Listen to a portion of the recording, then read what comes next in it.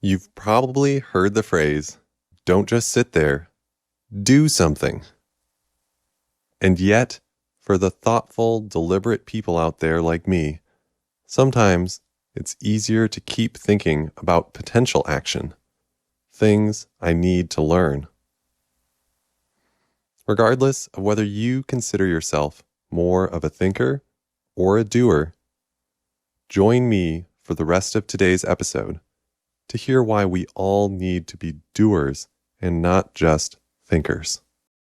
Welcome to the Med Ed Well podcast, where physicians get empowered to take the next step in their wellness, personally, professionally, and financially. I'm your host, Dr. Ryan Stejink, a practicing general pediatrician and online entrepreneur. Thank you so much for joining me here on episode 34 of the Med Ed Well podcast. Thank you so much for listening, for subscribing, for sharing these episodes, and for all you do to care for patients, colleagues, yourselves, and your communities. If you're looking to increase your efficiency in a clinical setting, to leave more of your work at work, check out my free guide, Maximize Your Clinical Efficiency. You can download it at mededwell.com/efficiency guide. Today, we'll be talking about how learning and reflection is both good and valuable. We will then look at putting these thoughts, that learning, into action. This is really important for growth, both personally and professionally. Make sure you stick around to the end of today's episode, where I share an important announcement with my application of these concepts. But before we get into the rest of today's episode, let's hear from today's sponsor. Disability insurance is complicated. Doctors shouldn't have to take time to sort through a bunch of insurance quotes to find the best policy. Don't stress over insurance shopping. Let Pattern find the best coverage for you at the most affordable price by visiting patternlife.com/mededwell. That's patternlife.com/mededwell. The link will also be in the show notes. An extra caveat for the med students out there: disability insurance is something that you want to apply for once you are in residency and not before. All right, now back to today's show. Growing up, I loved to read. My parents really encouraged me. I would often do the summer library reading club, and we had a lot of books at home. I enjoyed learning things through books, experiences, going to museums. I am an introvert, and I get energy from time alone, at home, in nature, reading books. I like to think. But thinking and learning without action, without being a doer as well, is like staying in med school forever, always studying for licensing exams, but never seeing patients. Why go through all that just to keep it to yourself? Congrats. Now you can ace step 1. Great. How is that helping anyone? How is that making a difference for anything besides your ego? Part of wellness includes feeling like you can make a difference, and that involves action. Today, I want to discuss 3 ways to be a doer and not just a thinker, not just a learner. First, we need to acknowledge that being a thinker and a learner is good. It goes with a growth mindset, an abundance, and not a scarcity outlook. It involves learning, thinking, asking questions, and helping to draw connections between things. Being a thinker and a learner helps one consider new possibilities. Maybe one's already out there, or with creativity, creating new options, new solutions. You can look at diverse interests and perspectives and bring them all to the table to create something new. We need all kinds of thinkers with synthesis and creativity and people doing good basic science research. These discoveries lay the groundwork for tomorrow's breakthrough applications. So all thinkers are valuable. So first, being a thinker and a learner is good. But number two, it can't all stay inside. Thinking and learning must lead to action. There needs to be an external, forward-looking vision. There is certainly a place for thinking big thoughts, for reflecting on nature, and appreciating learning itself. But even that needs a trajectory. Appreciating big thoughts, the beauty of mountains or the ocean, the intricacy of the human body, those thoughts can help wellness and provide inspiration through these reflections. That said, thinking should lead to action. It could be learning something and then compiling a lecture or a short talk for the students and residents that you work with. It may be the CME videos, lectures, or conferences that teach you new things in your area of medicine so that you can take better care of your patients. I personally like tech things and automation, so I have tinkered with a number of apps over the years, figuring out API calls, parsing JSON, and lots of nerdy details.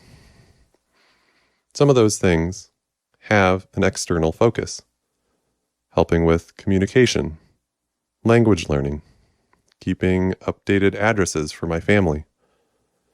But I have spent a lot of time learning things with little external focus to show for it. This was part of my motivation in starting this podcast. I had previously done a lecture for residents about financial wellness, but I wanted it to have a bigger impact, to share what I had learned with more people. Then I faced imposter syndrome. Me make a podcast? Sure, I had a few skills and a willingness to do it. And with some encouragement, I asked questions of others, and then I stepped out and did it. Perfect? No. I am still learning a lot for sure. But now I can use my experience with burnout, pursuing wellness, to encourage others. All because I didn't keep my learning to myself. So first, being a thinker is good. Second, thinking should lead to action. And third, action should lead to reflection. Thinking about the action to guide future action. You may attend a training to continue to refine your skills with, say, ultrasound, so that you make progress over time. For me, I recently talked with a specialist about pre-exposure prophylaxis to reduce HIV transmission. I knew of it, but I got feedback and further information, and then was able to apply it clinically. Then I can further use the guidelines that I received to learn and grow in my clinical skills. I'm able to use these opportunities for both learning and doing to advance both my skills and the care of my patients. These principles also apply to quality improvement projects, those PDSA, plan, do, study, act, their cycles. Similarly, with the podcast, I tried one hosting platform, figured out my current needs were different, and I made the switch to where I am now. I needed to figure it out and go for it, and so I did. I am still an introvert, but I have grown a lot these past 6 months in discipline, taking action, and figuring out the next step, reevaluating, and continuing to move forward. So where does this leave you? Are you a thinker who needs to take action?